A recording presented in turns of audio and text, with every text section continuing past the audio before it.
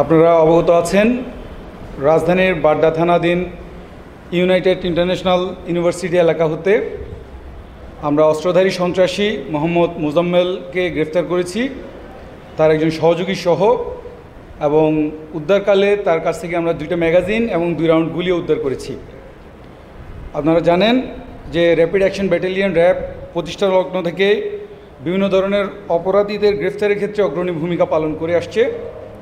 এর এই ধারাবাহিকতায় আটককৃত মোহাম্মদ মোজাম্মেল এবং তার সহযোগীরা রাজধানীর বাড্ডা থানাধীন বেড়াইত, সাতারকুল, কাজীবাড়ি এবং নারায়ণগঞ্জের রূপগঞ্জ থানাধীন নাওড়া এলাকায় অস্ত্র দেখিয়ে বিভিন্ন ধরনের চাঁদাবাজি এবং সন্ত্রাসমূলক কাজকর্ম করত। একই সাথে মাদক কেনাবেচার সাথে জড়িত ছিল। এই তথ্য পাওয়ার পরে র্যাব 1-এর চৌকস আভিযানিক দল উক্ত মোজাম্মেল এবং তার সহযোগীদেরকে গ্রেফতারের জন্য ছায়া তদন্ত শুরু করে।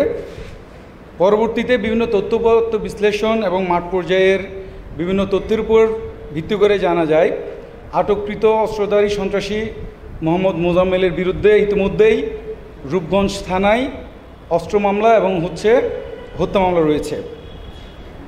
পরবর্তীতে তাদেরকে অনুসরণ করে আমাদের কাছে তথ্য পাই যে গতকালকে 9 জুলাই রাতের বেলা তারা নাওড়া এলাকা থেকে মোটরসাইকেল যুগে বেড়াইত ব্রিজ ক্রস করে কাজীবাড়ি এলাকা যাবে মাদক বেচা কেনার কাজে। এই সংবাদের ভিত্তিতে আমাদের র্যাব 1-এর আভিযানিক দলটি ইন্টারন্যাশনাল ইউনাইটেড ইউনিভার্সিটি এলাকায় অবস্থান গ্রহণ করে এবং এই সন্ধ্যাহাতীত যে মোটরসাইকেলটি সেটাকে গতি অবরোধ করে তাদেরকে তল্লাশি চালায়।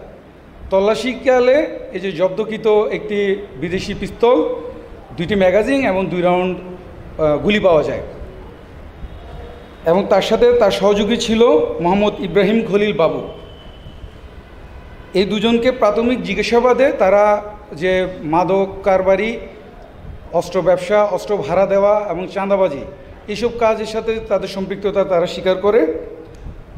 এবং তাদের থেকে আরও কিছু তথ্য পাওয়া যায় যেটা তদন্তের সাথে আমরা ডিসক্লোজ করছি না, কিন্তু তাদের সহযোগীদেরকে আমরা আইনের আওতায় আনার জন্য আমাদের অভিযান অব্যাহত থাকবে।